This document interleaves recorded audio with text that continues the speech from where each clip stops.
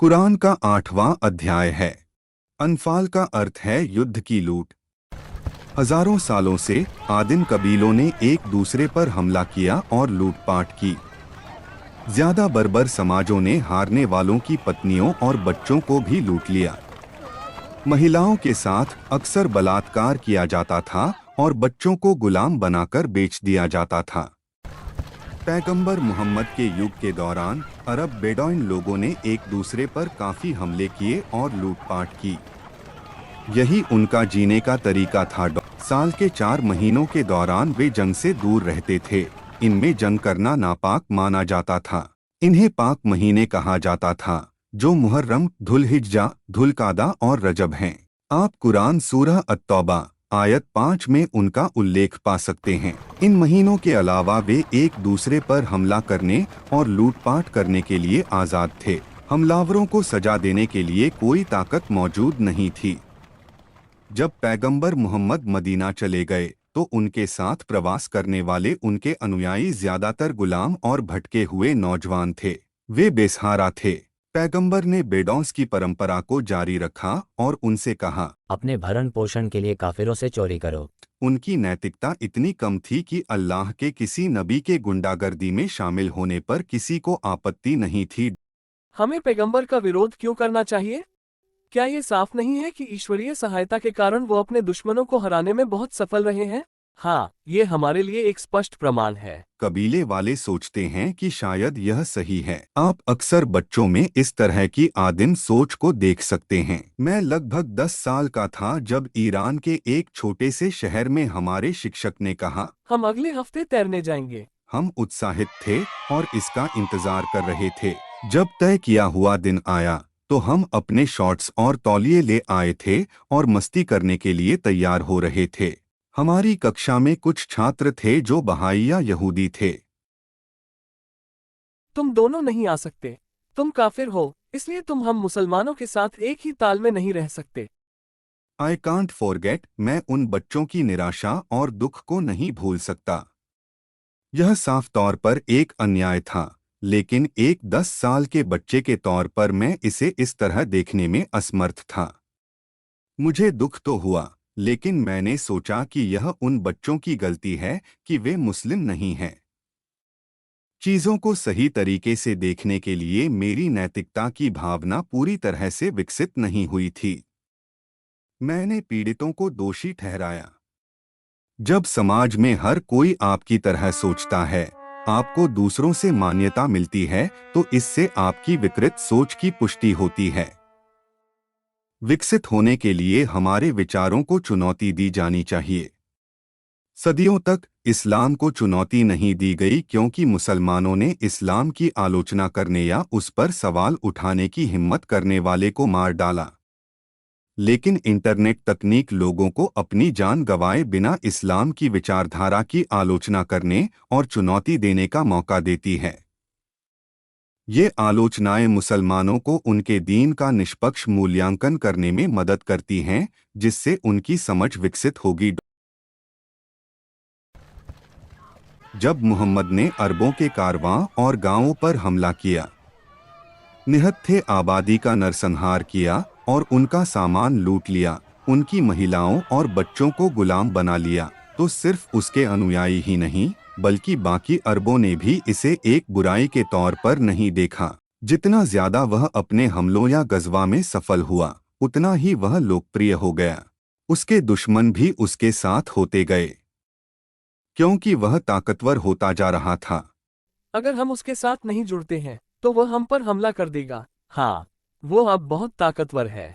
तबारी says that Khalid, तबरी का कहना है कि खालिद इब्न वालिद और अमर इब्न अलस इस्लाम के दुश्मन थे और मुसलमानों के खिलाफ लड़े, लेकिन जब उन्होंने देखा कि मोहम्मद से जीता नहीं जा सकता, तो वे परिवर्तित हो गए। अरबों ने देखा कि जो लोग इस्लाम में परिवर्तित हो गए थे, वे समृद्ध हो गए थे, हालांकि उनकी सारी कमाई लूट से आई है। लेकिन इस लूट को अल्लाह ने मंजूरी दी है। उनके सोचने के आदिम तरीके में यह एक इशारा था कि अल्लाह पैगंबर मोहम्मद के साथ है। मोहम्मद के समय से ही मुसलमानों की नैतिकता की भावना कभी विकसित नहीं हुई। ताकत को ही सही मानने वाला अरबों के सोचने का यह आदिम तरीका सभी मुस्लिम देशों में फैल चुका है।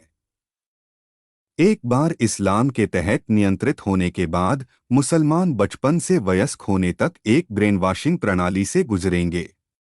यह प्रणाली उनकी नैतिकता और न्याय की समझ को कम करने के लिए और उनके पैगंबर की तरह आदिम होने के लिए प्रोग्राम करती है। महान फारसी इतिहासकार मोहम्मद इब्न जरीर तबरी पैगंबर मोहम्मद के अपराधों को विस्तार से बताते हैं। उनके विश्वासघात, डकैती, बलात्कार, हत्याओं और अत्याचारों का वर्णन इस हद तक करते हैं कि पढ़ने वालों को चक्कर आने लगते हैं। हालांकि मैं एक उच्च ज्ञानी व्यक्ति हूँ, फिर भी मैं यह नहीं देख पा रहा हूँ कि इतना बुरा इंसान अल्लाह का पैगंबर नहीं हो सकता।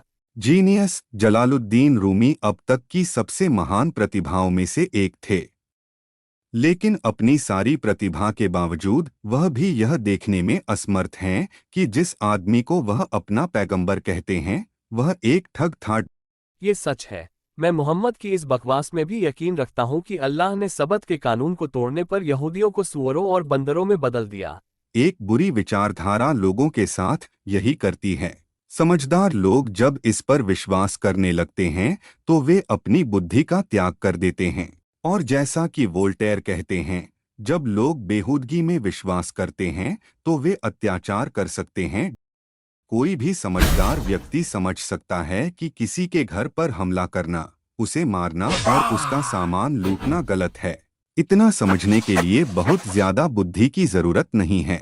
फिर भी हैरानी की बात है कि 1.7 अरब मुसलमान, जिनमें कई पढ़े लिखे लोग भी शामिल हैं, यह नहीं देख पा रहे हैं। पीएम कुरान सूरा। यहाँ तक कि पैगंबर मोहम्मद के पास कुरान में एक सूरा भी है जिसमें बताया गया है कि चोरी की दौलत को कैसे बांटा जाना चाहिए। बद्र की डकैती के बाद सूरा अल-अनफाल लिखा गया था। इसकी शुरुआत ऐसे होती है कि ए मोहम्मद, वे आपसे जंग की लूट के बारे में पूछते हैं। कहो, जंग की लूट अल्लाह और रसूल की है। यहाँ पैगंबर मोहम्मद इस पूरे ब्रह्मांड के निर्माता को भी अपने अपराध में भागीदार बना रहा है। एक बिल्ली के बराबर दिमाग वाला इंसान भी यह समझ सकता है कि अरबों के एक झुंड के द्वारा लूटे हुए सामान का अल्लाह के लिए कोई उपयोग नहीं है। वह सारा लूट का माल पैगंबर मोहम्मद के पास गया। तो अल्लाह का नाम क्यों बदनाम करते हो? इस सूरा का असली अनुवाद यह है, लूट की दौलत मेरी और सिर्फ मेरी है। मोहम्मद अल्लाह में यकीन नहीं रखता था। उसने सिर्फ लोगों को मूर्ख बनाने के लिए उसे एक जरिए के तौर पर इस्तेमाल किया।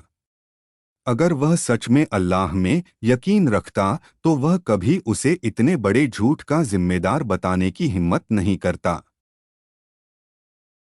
साहिह बुखारी खंड 4 पृष्ठ 108 हदीस संख्या 88। इब्न उमर को वर्णित किया गया है कि पैगंबर ने कहा, मेरी कमाई मेरे भाले की छाया के नीचे चलती है, और जो भी मेरे हुक्म को मानने से मना करता है उसे जजिया चुकाकर अपमानित होना होगा।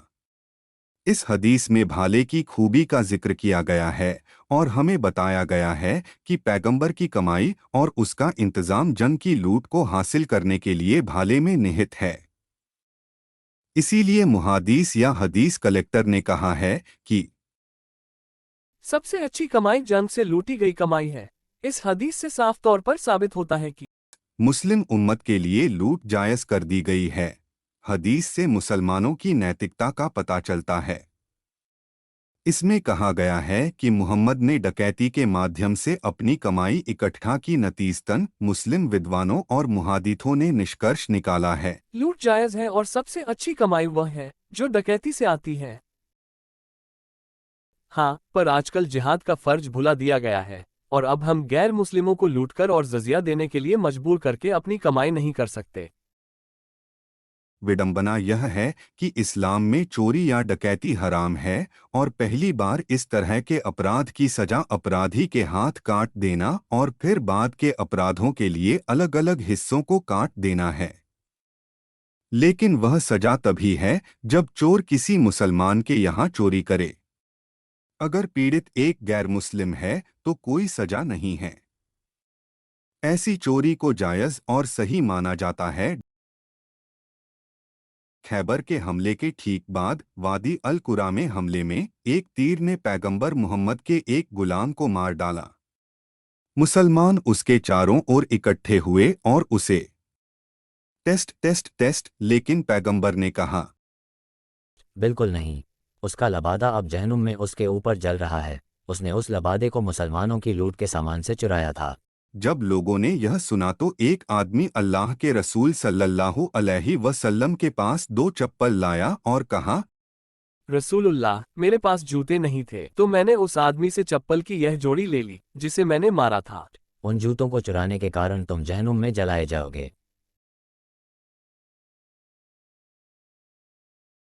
जो कुछ लूटा जाता है उसे एक जगह इकट्ठा करना चाहिए और उस तरह से बांटना चाहिए जैसा कि अल्लाह ने हुक्म दिया है। 5वां हिस्सा अल्लाह और उसके रसूल का है, या मेरा और सिर्फ मेरा, और बाकी का बंटवारा किया जाएगा।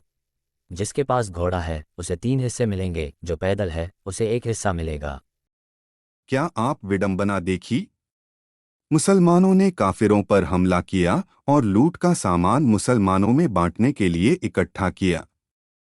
ये दोनों मुसलमान जहन्नुम में जाएंगे क्योंकि उन्होंने लूट से एक लबादा और एक जोड़ी चप्पल चुराई थी। लेकिन यह लूट अपने आप में जायज़ है और कमाई करना का सबसे अच्छा तरीका है।